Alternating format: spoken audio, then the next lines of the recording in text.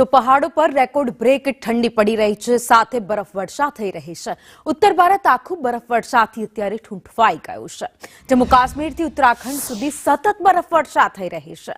હિમાચલ પ્રદેશમાં પણ સફેદ ચાદર પથરાઈ ગઈ છે, તો ભારે હિમવર્ષાને કારણે અનેક સ્થળે જનજીવન પણ ખોરવાઈ ગયું છે। હિમાચલ અને કાશ્મીર ગયેલા અનેક અમદાવાદીઓ પણ અટવાઈ ગયા છે। હિમાચલમાં અમદાવાદની 25થી વધુ પ્રવાસી બસ અત્યારે અટવાયેલી છે। અનેક નેશનલ હાઈવે પર બરફવર્ષાને કારણે બંધ કરવામાં આવ્યા છે, કારણ કે રસ્તાઓ પર બરફના થર જામી ગયા છે। 10,000થી વધુ સહેલાણીઓને સુરક્ષિત અત્યાર સુધીમાં બહાર કાઢવામાં આવ્યા છે। ગુલમર્ગની વાત કરીએ તો ગુલમર્ગમાં પણ ફસાયેલા 68 સહેલાણીઓને બહાર કાઢી લેવામાં આવ્યા છે। શ્રીનગર સોનમર્ગ હાઈવે બંધ થતા લોકો અટવાયા છે। શ્રીનગર એરપોર્ટથી તમામ ઉડાનોને રદ કરી દેવામાં આવી છે।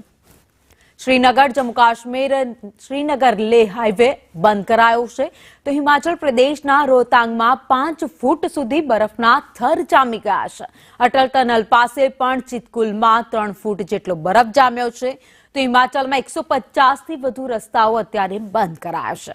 ઉત્તરાખંડની વાત કરીએ, જ્યાં બદ્રીનાથ કેદારનાથ ચમોલી હાઈવે પણ બંધ કરી દેવામાં આવ્યો છે।